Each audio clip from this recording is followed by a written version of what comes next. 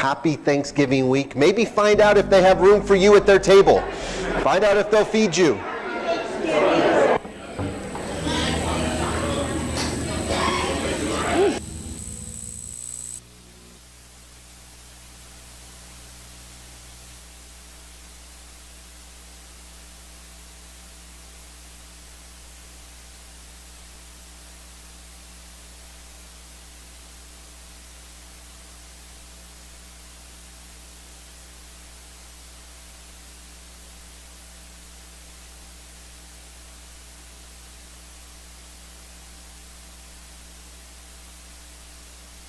Check. There I am. I'm good. Good. All right. Welcome this morning. Welcome to Real Life. If you're visiting here, my name's Mike, one of the pastors here, and boy, what a great worship set. Thank you, Mike and team, and it's so great to see Mike up there. I tell you, a lot of stuff going on, I'm sure for you as well. Family coming into town. How many of you are leaving town this week? Anybody leaving town? Anybody going to someplace warm and tropical this week? No, we want to just live vicariously through. I want to be your Facebook friend this week. I would love to live vicariously. I'm going down to Grants Pass, visit my brother. I'm sure some of us, if you live in Bend, normally if it's a holiday, people come to you because you live in Bend. But it just so happens we're going down to Grants Pass. So looking forward to it. A lot of family stuff going on.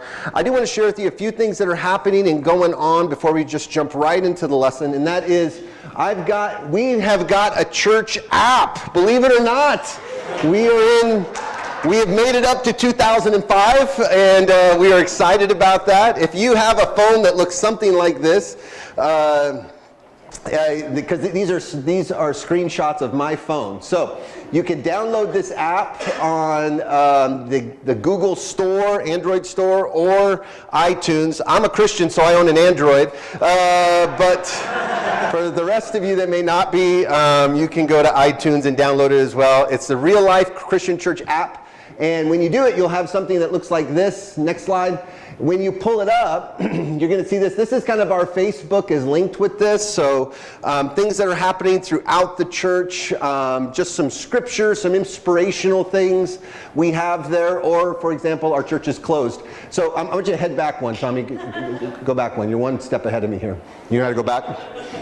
All right. So up in the left-hand corner where it says Real Life Christian Church, you'll see there's the menu bar right there, those little lines. If you hit on that, you can look up sermons, hit sermons, and you'll get this slide. All right, Tommy, now it's your turn. There you go. You're going to see that. So last week's message is up there, so you can watch those. You can cast them to your smart TV. You can punish your kids with them if they do something wrong. Make them sit and watch this, The doctor runs out of Novocaine, the dentist, you can watch that. So anyways, they have a lot of uses, but these are the sermons that are uploaded. Okay, also, if in that menu bar, you can pull up our prayer chart, our prayer wall. So there it is. Now these are a couple of test runs. It's not that I had tests that you're praying over, but these are just testing to see if it works. So what's going to happen is, let's say you have a prayer need. You can type that into the app. That prayer need will go to our office, okay? And so we will look at that and say, we're going to pray over it. And then we want to say, okay, is this something appropriate that we'd want to put on the app, right? Because this is a worldwide app. Anybody can download this. So, there's some things that you want prayer for that you may not want to have out there for people in Tibet to know. And so that gets approved, and then you can be praying over it. You can actually make comments to people's prayers. Those comments will then also be routed to the office, because when we see your comments, we'll say, okay, is that an appropriate comment for that or what? So anyways, everything gets run through a set of eyeballs with some common sense to know whether that's going to be up there or not. Does that make sense what I'm saying? Okay, so yeah, she just downloaded it. Did you just download it right now? Look at that quick. Well, look, she did it with one hand. So that's pretty amazing. All right, very good. So, all right, do I have another slide on this? Can't remember. I think that's the last one I have on it. That's the last one. Okay. So what's the point of this? People ask, Mike, what's the point of having an app? Well, number one, it's fun. Number two, it really is another way to stay somewhat connected, at least over the internet. If you miss a lesson, or if there's something that's said here on a Sunday morning, like, boy, that'd be really cool if my aunt or uncle or somebody could hear that. I would love for them to see that. It's a great way to get prayers out, to have people praying for you, and to know how to be praying for others. All that to be said, and I'm kind of a curmudgeon on this, okay? So you got to understand, I'm a 70-year-old guy in a 40-year-old body, and that is, all of this stuff will never take the place of person-to-person contact. This will never take the place of having coffee with somebody across the table or in your living room and putting your hand on their shoulder and praying with them face to face. So I get a little nervous sometimes, because sometimes we can dupe ourselves into thinking technology, if we get enough of it, will take the place of what we're doing here in community. And I just believe that there will always be a spot, a vital spot in the Christian journey where we are touching one another. Do you understand what I mean by that? I don't think that'll ever go away. I don't think it'll ever go away. I'm thinking, because I had some things happen this week in my life with my kids, and I couldn't imagine not being there. You know what I mean? And that's what life is about. It's about being literally, physically present. Okay?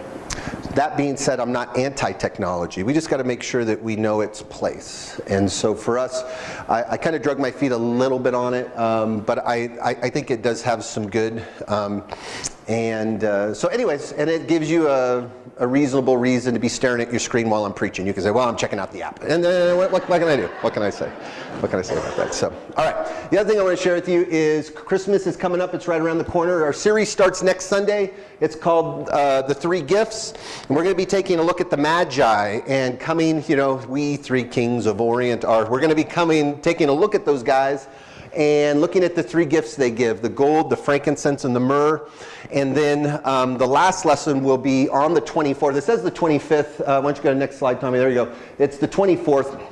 Sunday the 24th, we're going to have two services. We're going to have an 8 a.m. service like we always do here. It'll be the hymn service. And then instead of having a 10 o'clock service on the 24th, we're bumping that to 7 p.m. And so we're going to have the 10 o'clock service will now be the 7 o'clock service for that night. It'll be our Christmas Eve service. So we'll have a lesson, there'll be music and the like. And so it'll be a full-blown church service. In the past, we've done kind of some devotional type stuff and smaller stuff. We're going to have a full church service on that Sunday evening, the 24th. So we're excited about that. Also, you'll see, if you take a look, the Sunday before, the 17th, is our children's program, special children's program. And that's going to be a half hour. Dart's going to bring the kids down, and she's got this big thing planned, and so a lot of singing. And I'll tell you what, there's only a few reasons you live on this earth. One of them is to watch kids sing Christmas songs. Amen? Like, if you can't find, I don't know what you've got in your life, you're too busy to watch kids sing Christmas songs. It's like watching cats on the internet. It just makes your whole heart feel good. It just makes you feel really good on the inside. So, all right. So everything else you can find in your bulletin and on our website and all that other stuff. We're just trying to do the best we can to communicate. And just about the time we think we're being redundant, it's probably about the time we're actually starting to connect. So bear with us. We're doing our best. So that being said, we can grab our Bibles, though. Turn to 1 Samuel 28. And I can tell you, we're going to take this morning and we're going to fly about 30,000 feet over the top of about 5 chapters today. We are wrapping up the book of 1 Samuel. We've been working our way through the Bible over the last 5 years. And in fact, I was talking with Dale Hansen a number of weeks ago, and we were supposed to do this in 5 years. Mike, I don't know if you remember this. We were talking about like 5 years. We were going to go through the Bible in 5 years. That was my goal. Well, the 5-year mark was 2 months ago. Dale did the math on. He says, at this rate, this will be a 20-year series. And so in Bible college, they said never have more than a 6-week series, and I've got a 20-year series going. So totally, I would have got a big fat F on my series. But we are working our way through the scriptures back and forth. And we've been working our way really through 1 Samuel. And we've picked it up with Samuel's life. But Samuel's life has evolved into tracking the life of Saul. And in tracking the life of Saul, we have an overlap of the life of David. And this morning I want to take a look at Saul's life, because we're really going to wrap him up today. His life is going to end at the end of 1 Samuel. We're going to watch a man unravel completely. I mean, and it made me think of what's been happening in the news over the last number of months now, and I had to tell you, is there anybody that's surprised at anything anymore about what people are doing? Like actors, politicians. When they say that they were going to, quote, drain the swamp, I don't think there's going to be anything left if they drain it. I don't know who's left. I mean, it seems like good people who had good lives, families, kids, careers, just gone. Stuff's being brought up, accusations, photos, video, and it's like, you just after a while, I mean, I'm looking across the counter at Safeway at the clerk, and I'm like, I don't know, I don't know if you can trust anybody. And if it's not politicians and actors, at least on my news feed, I'm seeing it seems like every other week there's some school teacher doing something. And if it's not that, it's somebody that blows a wingnut and grabs a gun and goes into a school. I mean, and the thing that's baffling to me is that a lot of these people have everything that a person would, quote, want. They got jobs, reputation, money, a spouse, kids, a career, but that's not enough. It's never enough. And I just wrote here, I said, the sad stories of what could have been versus what is, it's just disheartening. I think about, like, even guys like you, I mean, I remember watching the Bill Cosby show, and I can't even watch Bill Cosby anymore. You know? Like, geez. I saw Pay It Forward was on TV. I couldn't watch it because Kevin Spacey's on there. Now I can't, I'm like, geez. And so I think about this because we're talking about Saul, first king of Israel, and we're watching a man slowly, at least at the beginning of the story, slowly begin to drift from walking with God. And it seems the farther he goes away, the more the trajectory goes. It's like the faster the insanity took a hold of him, the farther away he went. It's like one person said, it's like a roll of toilet paper. The closer to the end it gets, the faster it goes, right? I mean, it's just that's the way his life was.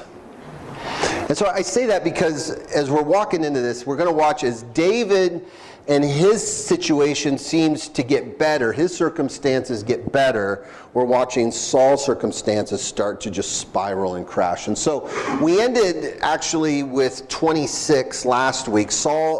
David had spared Saul's life a second time. You remember he gave him back his spear and his jug. He could have killed him, but didn't. And we ended, so we start 27:1 with, but David thought to himself after he gave back the spear and the jug, he said, one of these days I'll be destroyed by the hand of Saul, and the best thing I can do is to escape to the land of the Philistines. Then Saul will give up searching for me anywhere in Israel, and I will slip out of his hand. Well, it's interesting that David has decided that the best way to handle Saul is to just totally get on the run. And so he joins the Philistines. Now I want to make sure we understand something. When he joins the Philistines, it doesn't mean he's loyal to the Philistines. He's just loyal to the fact that he doesn't want to have to deal with Saul or be killed. So he's like, I'm just going to hide amongst the enemy, so to speak, seem like I'm for them, but I'm not. And that's what happens here. He joins Achish and his group. Him and his men go into a city called Ziklag, which is a part of the Philistine territory. And Achish is like, I don't know if I can trust David. You remember the stories they used to tell of David, or the songs they sang, right? Saul killed his thousands, but David killed his what? 10,000s. But 10,000 what? 10,000 Philistines, right? So he's like, yeah, I don't know if we can trust you, you know. You can imagine if Osama bin Laden said, yeah, I would like to run the Boy Scout troop. I don't know. We gotta figure that out a little bit. And so, Achish says, all right, so here's what you can do, David. If you want to hang with us, that's cool, but you've got to attack some Israelites. We're going to give you some cities. You need you to go in. If you're really for us, you can't be, for them as well, so you got to kill these Israelite cities. David says, sure. But David doesn't. What David does is he leaves, him and his men go and kill enemies of Israel, allies of Philistia, of the Philistines. He kills their allies, but he kills them so badly there's not a messenger that can go back and tell Achish that's what he's doing. So every time he comes back and he's got blood on him, he's like, well, how was the battle? David's like, it was pretty good. We whooped up on some guys. And Achish is like, well, good job. And not knowing that the guys he was whooping up on were his friends and not his enemies. So this takes us, so that's David. He's hanging out with Achish doing this thing. Well, now Saul, after his life was spared, he goes back to his homeland. But what happens is that the Philistines have really crept up to the borders of Israel. They're about to attack. And so Saul is freaked out. Let's take a look at this, verse 3 of chapter 28. Now Samuel was dead, and Israel had mourned for him and buried him in his own town of Ramah. Saul had expelled the mediums and the spiritualists. These are the magicians and the witches from the land. And the Philistines assembled, and they came and set up camp in Shunem, while Saul gathered all Israel and set up camp at Gilboa. When Saul saw the Philistine army, he was afraid. His heart was filled with terror. And he inquired of the Lord, but the Lord did not answer him by dream or by Urim or by prophets. Saul then said to his attendants, find me a woman who is a witch, medium, so I may go and inquire of her. And they said, well, we know of one. There's one in Endor. Right? So Saul goes out. He hears that the Philistines have lined up against him. He checks it out, gets his army. And when he looks over the edge and sees the Philistines, he's freaked out. There's no way we can beat these guys. These Philistine armies, they're massive, massive amount of guys. There's no way we can do it. So he turns to the Lord. God, what am I going to do? And what's God's response? Crickets. There's just crickets. He's like, well, I'll go to the Urim. Well, the Urim's not going to work. Goes to the prophets. Prophets like, yeah, we got nothing for you. Talks to the Lord directly, and the Lord's like, or let me ask you this. Do you think the Lord knows what he's doing here? I mean, have you ever been in a spot sometimes where the Lord's kind of quiet about a situation? This happens. 1 Peter talks about this. 1 Peter chapter 3, talking to husbands. Peter says, be considerate as you live with your wives and treat them with respect. And it says, ... lest your prayers be hindered. I think there's times when we're so far in our own stuff, when we're so far away from God and our mind, and we're just living in this insane world that we've created for ourselves, that sometimes we look up to God and we're like, hey, God, come on, I need some help. And God's like, we're going to let you wrestle this one out for a while. Now, does this mean that God doesn't love us? Oh, totally he loves us. But he loves us enough for us to try to wrestle this out. Paul says this in Galatians, don't be fooled, God's not mocked. What a man sows, he what? Anybody know this? He shall reap. So what happens is that God allows us to work in the stuff that we've created, ultimately to realize that, you know what? This life isn't working for me. I mean, we've done this as adults, right? Maybe even as parents. It's midnight, 1 a.m, you've got an adult child that calls, and you know what this call is about, right? And you're like, they got them into this mess. I'll call them in the morning, right? Sometimes you got to do that. And some of you parents are like, yeah, I just did that last night. Yeah, I get a call. I got a 19-year-old going to Portland State, right? The thing about it is that his bank account is linked to my bank account. So he knows that I know how much is in his bank account. And when it gets to a certain spot, I get a phone call every once in a while. Now, he doesn't even know that I know the expenditures on his account. And then his case just goes to a certain point. He wants to give me a call. And I'm like, well, no, I think a few days of Top Ramen might help him figure out this whole budgeting thing, right? I mean, it's not that I don't love him, right? And I think that's what the Lord's doing here with Saul. The Lord loves Saul. But Saul's got to come to grips with something going on in him, and the Lord can't rescue him from that. And so he cries out to the Lord. The Lord doesn't respond. And so what does Saul do? What does he turn to? He turns to a witch. Now he just got rid of all the witches. He's like, all the witches are out. And then he's like, well, I need to find one. Gosh, I shouldn't have got rid of them, you know. It's like a yard sale. I shouldn't have sold that. You know, so he goes and he says, does anybody know where there's a good witch? And someone says, well, I use one over in Endor. He's like, well, let's get hooked up. Let's make this happen. So verse 8, so Saul disguised himself, putting on other clothes, and at night he and 2 men went to the woman. And he said to her, consult a spirit for me and bring up for me the one I name. But the woman said to him, surely you know that what Saul has done. He's cut off all the mediums and spiritualists from the land.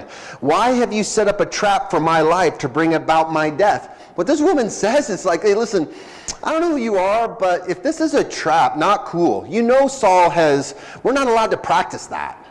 Now listen to what Saul says. Saul swore to her by the Lord, as surely as the Lord lives, you will not be punished for this. And the woman said, okay, who do you want me to bring up for you? This is an old friend of mine, Samuel. Okay, when the woman did it. When she saw Samuel, she cried out at the top of her voice, and she said to Saul, why have you deceived me? You're Saul. And the king said to her, hey, don't be afraid. So what do you see? I see a ghostly figure coming up out of the earth. Well, what does he look like? He asked. He's an old man wearing a robe, and he's coming up. Last service I said Hugh Hefner. Nobody got the joke. And so I said, hey, an old man wearing a robe up. When Saul knew it was Samuel, and he bowed down and prostrated himself, his face to the ground. And Samuel said to Saul, why have you disturbed me by bringing me up? So, the way that history tells this, a witch would dig a hole, right? These mediums would find a spot. It was like they could tell a spot on the earth where spirits were intersecting, like an intersection, like there's these highway of spirits, and they'd find like a 4-way stop somewhere in the ground.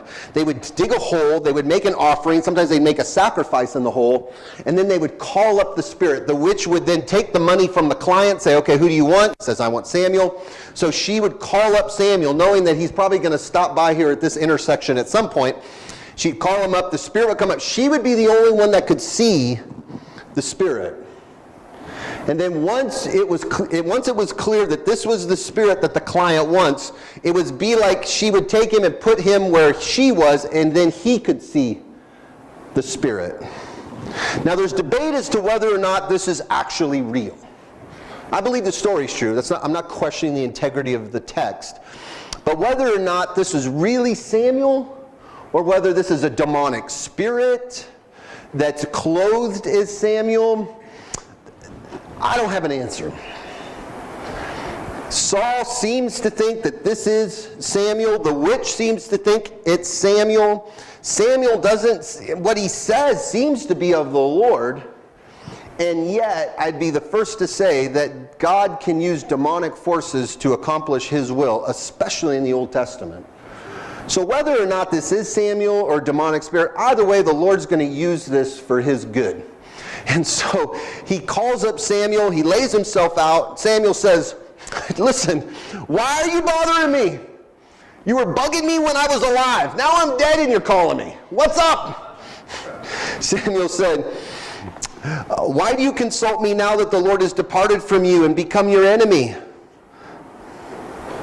The Lord has done what he has predicted through me. The Lord has torn the kingdom out of your hands and given it to one of your neighbors, to David. Because you do not obey the Lord or carry out his fierce wrath against the Amalekites, the Lord has done this to you today. The Lord will deliver both Israel and you into the hands of the Philistines, and tomorrow you and your sons will be with me. The Lord will also give the army of Israel into the hands of the Philistines.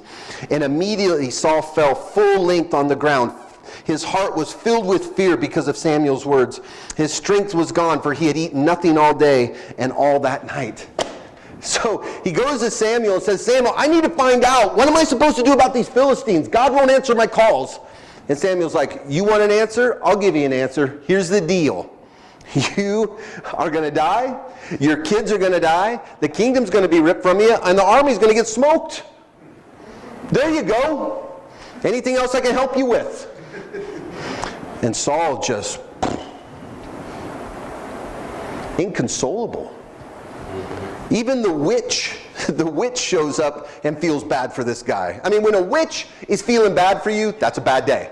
You know, when the witch is like, gosh, that guy's having a hard day, that's not good. And so the witch comes up, feeds him, cares for him, so does his men. But he realizes what's happened here.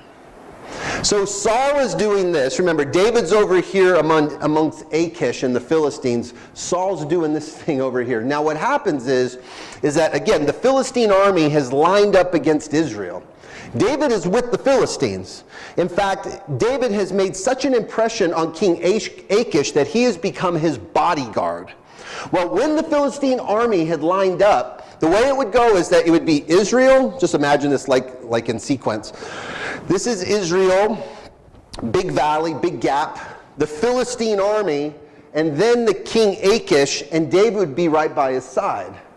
Well, what happens is that the commander of the Philistines is looking at the Israelites, but also knows that Ninja David is standing behind him.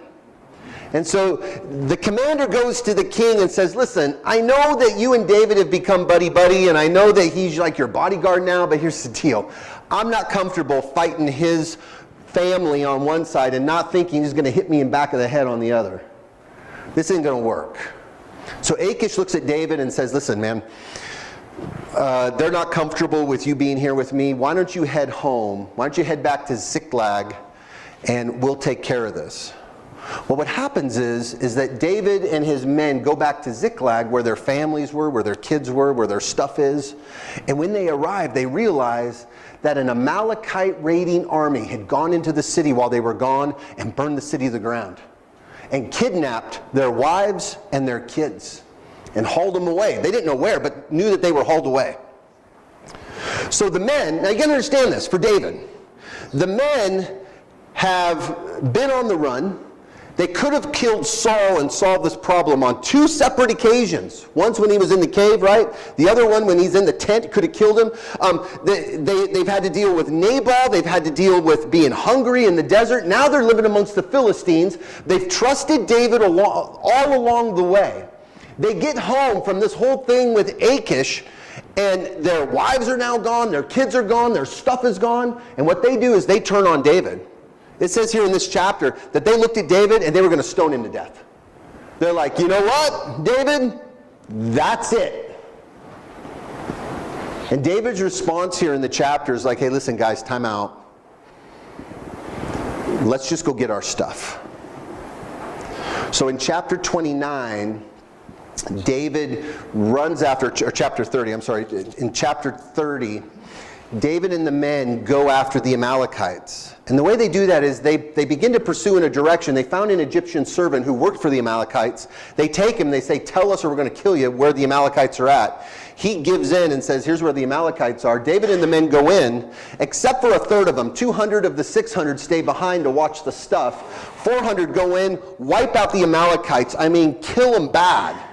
Get their wife, get their kids, get their plunder, bring it back to Ziklag, bring it back to the men who were watching the supplies. And when you get to the end of chapter 30, get down to about verse 23, David said, no, my brothers, you must not do what the Lord has, or you must not do that with what the Lord has given us. He has protected us and delivered into our hands the raiding party that came against us. Who will listen to what you say? The share of the man who stayed with the supplies is to be the same as that of him who went to battle. All will share alike. David made this a statute and ordinance for Israel from that day on. And when David reached Ziklag, he sent some of the plunder to the elders of Judah who were his friends, saying, here is a gift for you from the plunder of the Lord's enemies. And so pretty much what David says here is that we are going to be united. We're not giving up on each other. We have been through too much. We're together. So that's what's happening in David's life. Now back to Saul, right? Chapter 31. Here we go. So now the Philistines fought against Israel, and the Israelites fled before them, and many fell dead on Mount Gilboa. The Philistines were in hot pursuit of Saul and his sons, and they killed his sons, Jonathan, Abinadab, and Malchishua. The fighting grew fierce around Saul, and when the archers overtook him, they wounded him critically. So pretty much the next day, Saul and his army with his sons, they go out and battle against the Philistines. And what happened to his sons? They all get shot. You know, archers are not a big thing in the Jewish army, but they seem to be with the Philistines. And so the Philistines have a bunch of Legolasses. You know, they're just push, push, push, and they're just popping people off right and left. Gets the 3 sons. Saul watches his 3 sons die on the battlefield. Saul takes a wound, critical wound. And then take a look at what happens here in verse 4. Saul said to his armor bearer, draw your sword and run me through, or these uncircumcised fellows will come and run me through and abuse me. What he pretty much says is Saul says, hey, he goes to his armor bearer, who's supposed to protect him, by the way. I don't know where he's at. He comes in and says, hey, I need you to kill me, because if you don't, these guys are going to capture me and torture me. Well, his armor bearer was terrified and would not do it. So Saul took his own sword and fell on it. And when the armor bearer saw that Saul was dead, he too fell on his sword, and he died with him. So Saul and his 3 sons and his armor bearer and all his men died together that same day. The first king of Israel dies by his own hand. Falls on his sword. The next day, when the Philistines came to strip the dead, they found Saul and his 3 sons fallen on Mount Gilboa. They cut off his head, stripped off his armor, and they sent messengers throughout the land of the Philistines to proclaim the news in the temple of their idols among their people. They put his armor in the temple of the Asherus and fastened his body to the wall of Beth Shan. So they take his stuff, they take his decapitated, tortured body as well as with the sons, strap him to a wall where everybody, because Beth Shan sits up kind of on a hill, you can see it for miles. They could see these rotting corpses tossed over the side of a wall to show Israel, to show their gods, and humiliate the person of Saul. Well, when the people of Jabesh Gilead heard that what the Philistines had done to Saul, all their valiant men marched through the night to Beth Shan. They took down the bodies of Saul and his sons from the wall of Beth Shan and went to Jabesh, where they burned them. Then they took their bones and buried them under a tamarisk tree at Jabesh, and they fasted 7 days. Question. So Saul goes and speaks to a witch in Endor, right? And Samuel, or the spirit of Samuel, whoever it was, tells him that when you go fight the Philistines, you're going to die. You're going to die, your kids are going to die. And we read in chapter 31 that the next day he goes out and fights the Philistines, and what happens? His sons die, he dies. Why did he go? I mean, if you knew that if you go here, you're going to die, your kids are going to die, why didn't he book a trip to Fiji or something? Why did he go? Captain always goes down. Ship. What's that? Captain always goes down. So pride? Okay, good. What else? Stupidity. That explains a lot for a lot of us. Good. What else? Why else would they? Unbelief? That he just didn't believe that was going to happen? Okay. The other side of that coin is that he knew that the word of the Lord was true, that no matter where he fled to. Okay, so no matter where he fled, no matter when he went, it was going to happen. Okay, good.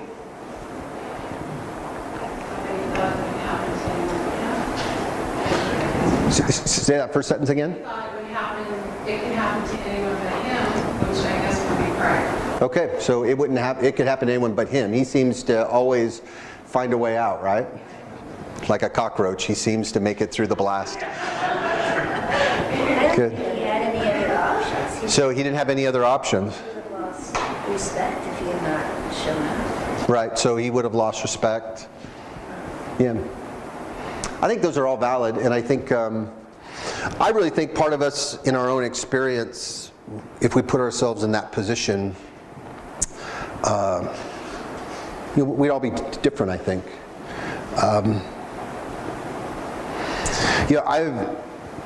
I've had the privilege of being at the bedside of people that have died. Some knew it was coming, and some, it just came really quick. They weren't prepared, and some have been prepared for years. I've also had the privilege to journey alongside people who died a long time ago, but their bodies just haven't caught up to their spirit. I was with a guy one time, this was a while back. We were driving in a car and I hopped in and, flipped on my seatbelt, and he didn't put on his seatbelt. And I'm like, dude, you gotta put on your seatbelt. He's like, the Lord will take me when it's time. They just don't wear a seatbelt anymore. Now, this is not a public service announcement about seatbelts, okay? But this is something to be said about why you wouldn't feel like you're worth buckling up. Where you're in a spot in your life where you think, what's the use? Like, is there anything, does it really matter if I live? Judy's whispering, you matter. She knows the signs out front. There's a reason why those signs are all over the country, though. There's a reason why. I think Saul believed what Samuel said. This is just me. And I get the sense that he had resigned himself to death.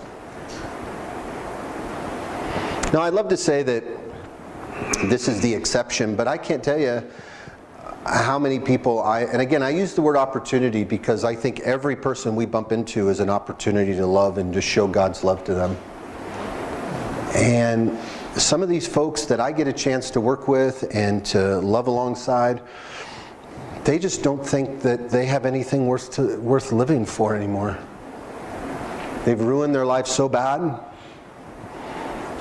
or things have been done to them to such a degree that they feel like they don't have any value anymore. They carry so much shame, so much guilt, so much regret and anger, that some of them genuinely believe that it would be better for them to die than to live. Like nobody would really care. And they eat themselves to death. They drink themselves to death. And some of them are just waiting to die. They don't dream anymore. They don't hope anymore. They don't laugh anymore. They've given up on friends.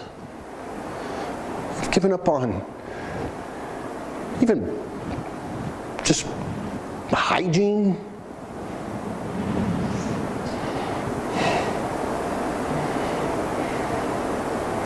And they're just waiting. They're just waiting to die.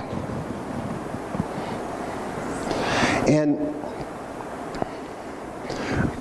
I wonder what would have happened had Saul known that the guys at Jabesh Gilead still saw something in him. I wonder if it would have made a difference. If he would have known that that little town, which by the way was the first town that he rescued. You remember the story? He was out farming one day and he gets word that the Amorites were coming in and were about to take over this little town called Jabesh Gilead, and they were going to gouge out the eyes of all the men. And he got so mad about that, he actually killed his ox right there in the field, butchered it right there in the field in the name of the Lord, went out there and just put a whooping, saved that town. Him and some men went and saved that town. That town never forgot that, but he did. And so when those men saw that body hanging on the wall, they're like, I don't know about the rest of Saul's life, but I know this guy and I know this day. And I just want you to know something here this morning. I don't know where you're at. I don't know what you're going through. And I don't know what you've done. And I don't know what's been done to you. But I can tell you that you matter and that you have value. And more people love you than you know. And you make more of a difference than you know. And the darkness can get really dark. I get it. And the idea that it's not worth living, I could see how you could feel that way, but I just want you to know it's not the truth. The truth is God loves you. And He sees you for who you are and not for what you've been through. He doesn't see you for what you've done. He sees you how He sees you. And Psalm 109 says that you are fearfully and wonderfully made. That's how you are. And that's how God sees you. You are His boy. You are His son. You are His daughter. And there's nothing you can ever do, nothing that could ever change that in the heart of God. Nothing. And I get it. When we drift away from God, life can become so insane. And we find ourselves so far away from where we were, we wonder, can we ever get back? Can God ever forgive me? How many of you are tired of making promises to God that you're going to fix yourself only to know that you didn't fix yourself? I'm the first one. Somebody's like, I'm tired of praying to God that I'm not going to do something because I'm going to do it again. Well, here's the deal I'll make with you, okay? Let's not pray that anymore. Let's just say, hey, God, this is who I am. Accept me for who I am. Now, does that mean that we're not working on the stuff? We totally work on the stuff. But the stuff is always worked on within the love of God, not to earn the love of God. Because if you try that, the darkness only gets darker, and the addiction and the sin only gets embedded deeper and deeper, because shame and guilt and regret are the seedbed of addiction. You matter. Saul mattered. God loved Saul. Saul just didn't believe he was lovable anymore. You know, it's when we talk about the good news of Jesus, when we talk about that Jesus Christ, in all of His omnipotence and all of His omniscience and all of His all-powerful, all-knowingness, would come to earth, live a sinless life, to die on a cross and rise from the dead for you because He loves you. That, you know, I think we could get more people to accept Jesus, Chris, if we just said it's the gospel plus $10. Pay us $10 and we'll baptize you. I think we could get more. Because there's no way He could love me freely. There's no way. When we stand up here and talk about this, it sounds too good to be true.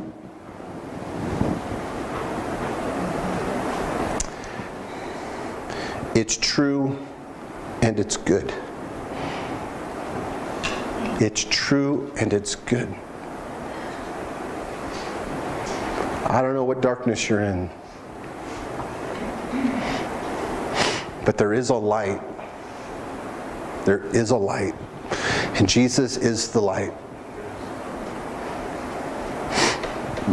Walk towards the light. Father, this morning we thank you. We thank you for your goodness and your grace and your love towards us. Lord, you're so much better than we could ever hope for. And there's no doubt, the Christian experience really does humble us. To believe that we're loved, to believe that we are genuinely accepted and loved by a God that knows everything about us, that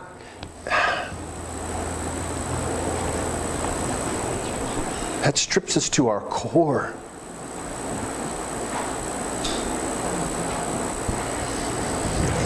There's no wonder why your word says it's the kindness of God that leads us to repentance. God, when we see how much you love us, when we even get a glimpse of it, it does something to our heart where we say, we love you too. We need you. And no matter what may be facing us, no matter what skeletons we have in our closet, no matter what's been done to us, we matter. We matter to you. Thank you, God, for loving us. Thank you, and it's in your name we pray. Amen. So, message for a Thanksgiving week, right? A lot to be grateful for. A lot to be grateful for. So I'm going to ask that you stand with me. We're going to worship the Lord with this last song, and I'm going to be standing up here. If you need to talk about something, I'm all ears. Judy is in the back. She's right there where it says prayer. Hard to miss. You got something you need to talk about. Judy is all ears. But let's not leave here the same way we came in. Let's stand together as we worship this morning.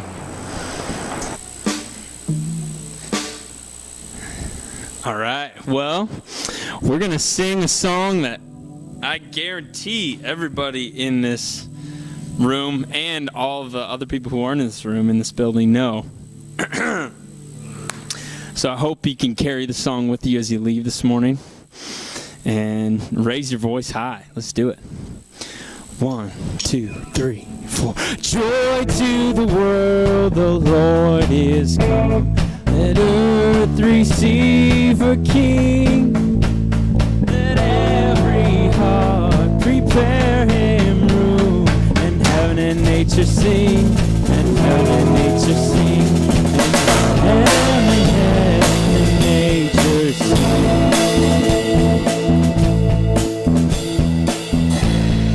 Joy to the world.